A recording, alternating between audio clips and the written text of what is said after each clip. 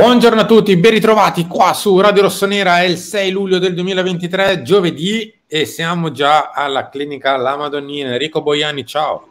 Ciao, buongiorno a tutti, ben ritrovati, buon giovedì. Cosa ci fai? Avevo una visita questa mattina, no scherzo, avevo una Beh, sì. visita nel senso che dovevo assistere e riprendere le visite mediche d'arrivo per le visite mediche di Luca Romero, che è arrivato pochissimi minuti fa. In realtà, rispetto a quando guarderete questo video, magari è arrivato anche un'oretta fa, o due o tre, o un giorno, non lo so, però rispetto a quando registriamo è arrivato veramente circa una ventina di minuti fa.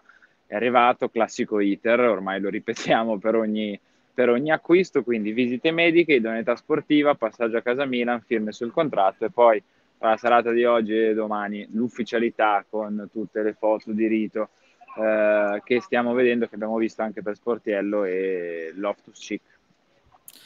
È arrivato anche Elio?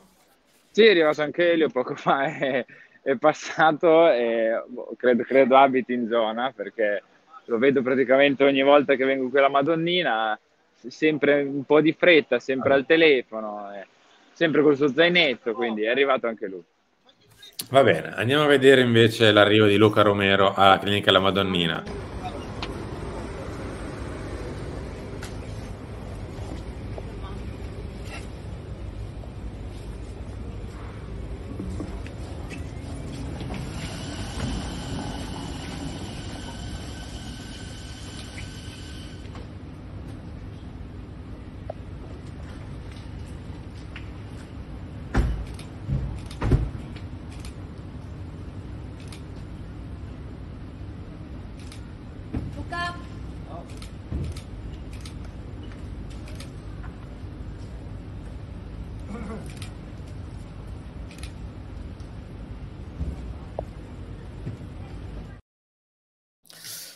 E rieccoci dopo aver visto l'arrivo di Luca Romero. Come al solito, come ha detto Henry, oggi classica giornata per lui da nuovo acquisto del Milan. Lo lasciamo un attimo da parte, lo ritroveremo lunedì 10 per Direttore, il ritiro. Sì, essendo una classica giornata di visite mediche, deve essere anche classico l'iter che i nostri ascoltatori fanno. Quindi like a questo video, forza, non vi costa niente. Commento qua aggancio. sotto, diteci la vostra su Luca Romero, su Ciukwueze, su Morata, insomma, diteci la vostra nei commenti qua sotto, anche perché continuiamo a friggere aria, ma come la friggiamo noi non la frigge nessuno.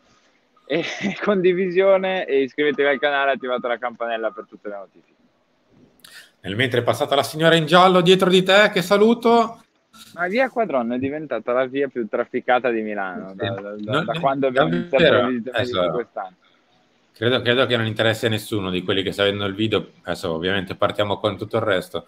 Ma dovete sapere che di solito via Quadron è praticamente deserta, soprattutto d'estate durante le visite mediche. Io non la riconosco, cioè, non so cosa sia Vedi? diventata. Ma perché non le facevo io le visite mediche? Dato che ho iniziato a farle io, vedi come pullula Vabbè, di gente andiamo qua. avanti. Andiamo avanti.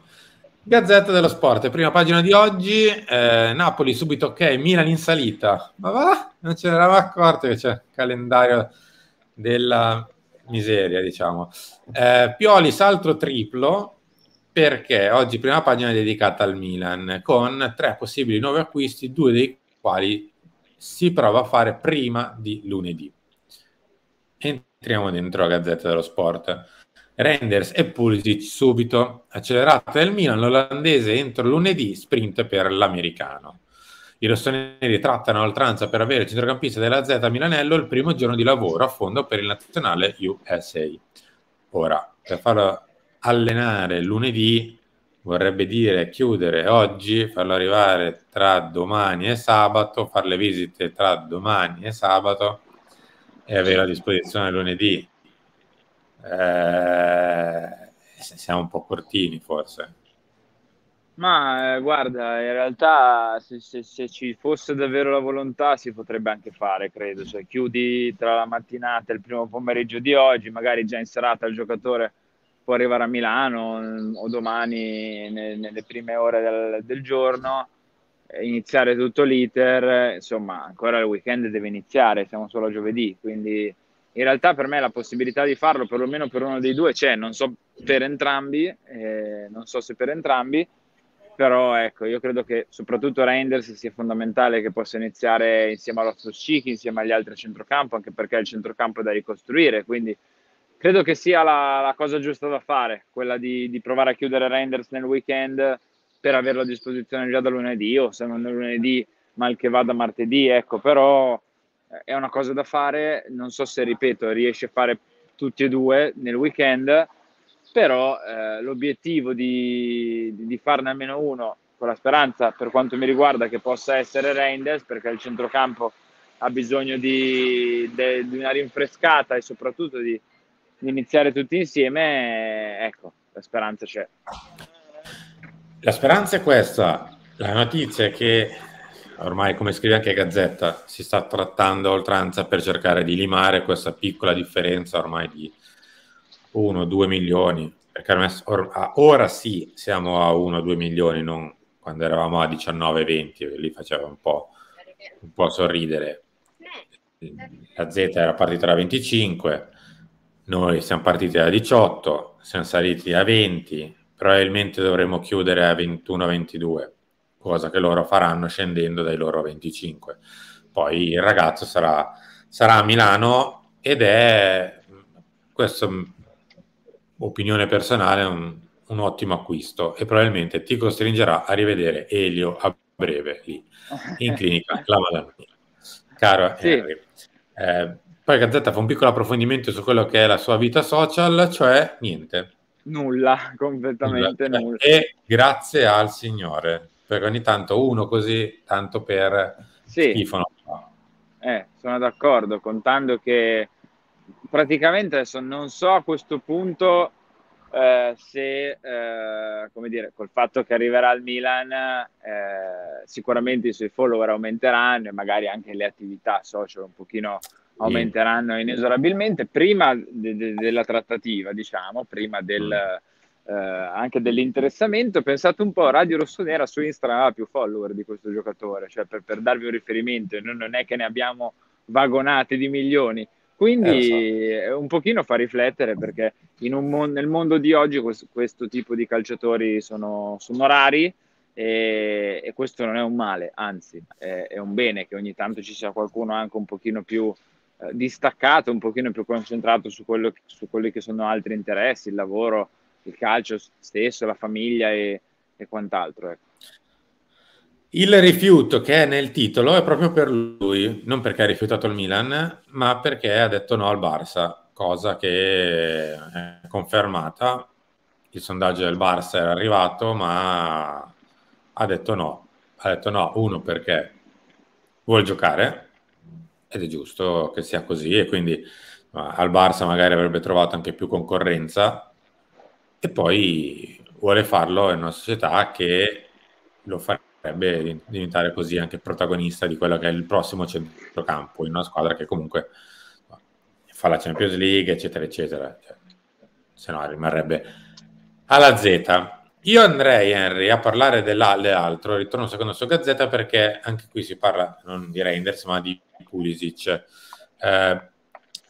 Di Pulisic la cosa che possiamo dire è che siamo anche qui più o meno come per Reinders al milione più, milione meno.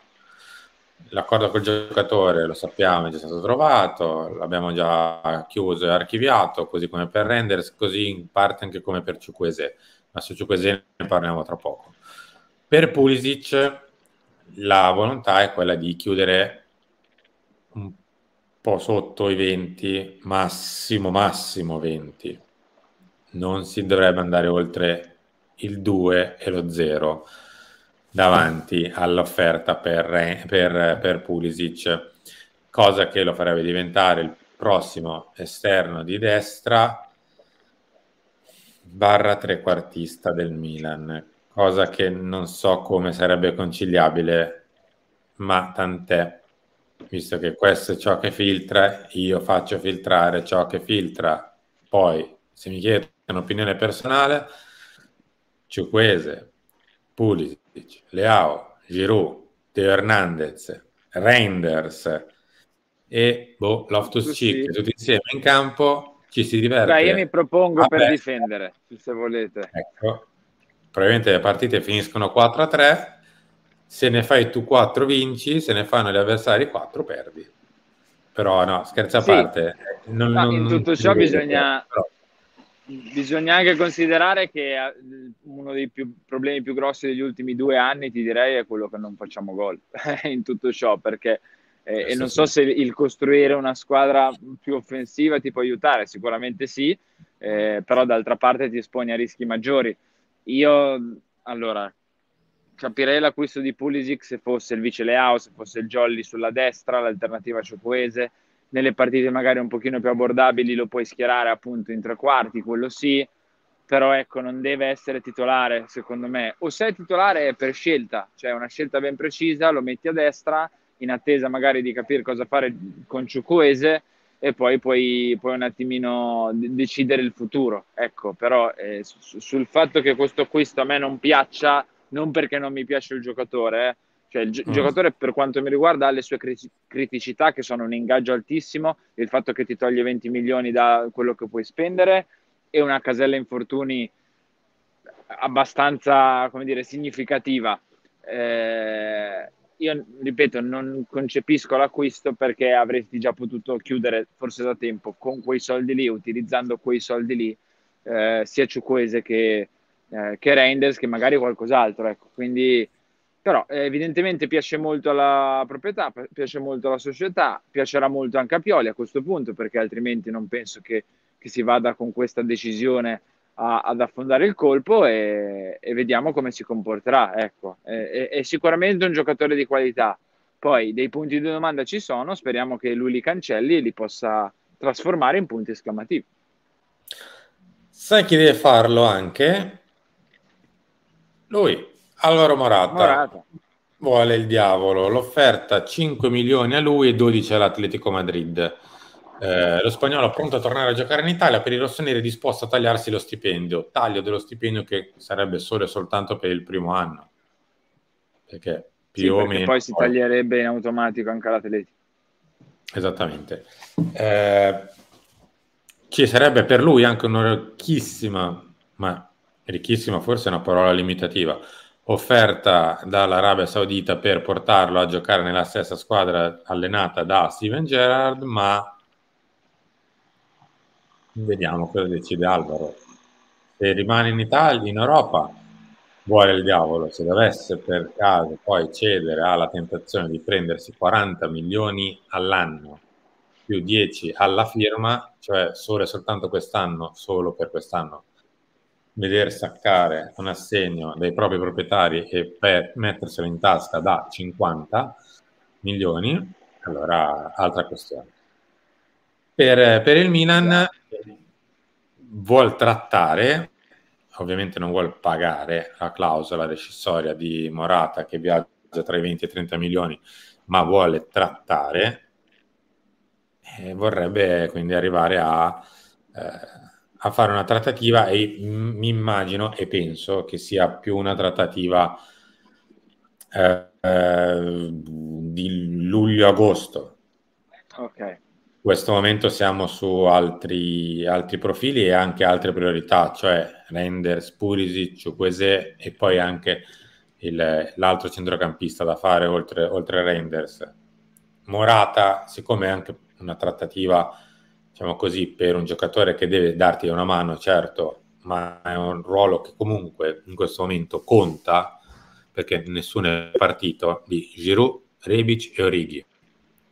E quindi bisogna anche vendere per far arrivare Morata, perché fin quando non venderai dei biccerini, comunque ce li hai.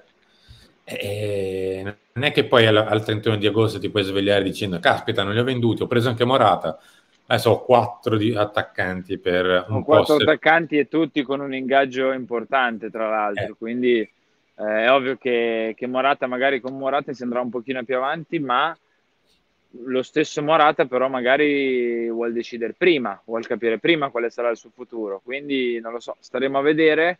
È ovvio che l'offerta dall'Arabia Saudita è importante, è molto importante economicamente, se vuoi rimanere nel calcio europeo c'è il Milan, c'è da sistemare qualcosa, come riporta che Gazzetta dello Sport, con l'Atletico di Madrid, e anche qui siamo in attesa. Ecco, ci sono molti campi in cui siamo in attesa, altri molto più vicini, come quelli di Reinders e Pulisic, e la speranza comunque che almeno per il raduno qualcosa in più possa esserci, poi per il resto aspetteremo luglio inoltrato e agosto per gli altri acquisti che servono, e lo stesso calendario ci ha detto che servono.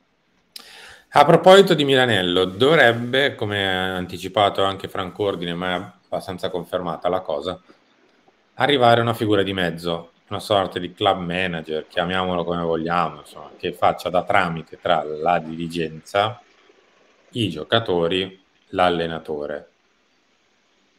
Ora, facciamo così, visto che in questo momento direi una bugia, a dire sappiamo chi è, perché non si sa ancora chi è questa figura, o meglio, magari semplicemente è stato individuato il fatto di averla.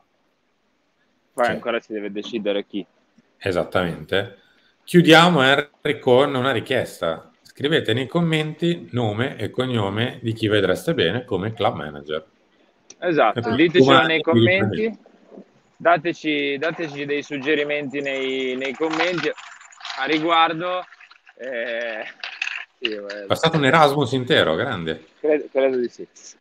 Dicevo, scriveteci qua sotto nei commenti chi secondo voi sarebbe la figura più adatta. Ci sono i soliti nomi, Ibra, qualche vecchia leggenda, insomma, i nomi sono sempre quelli, quindi diteci la vostra, magari anche qualche nome a sorpresa, però il fatto che si serva questa figura lo diciamo da tempo, Sì. e credo se ne siano accorti un po' tutti ora. Henry, grazie, ci ritroviamo tra poco.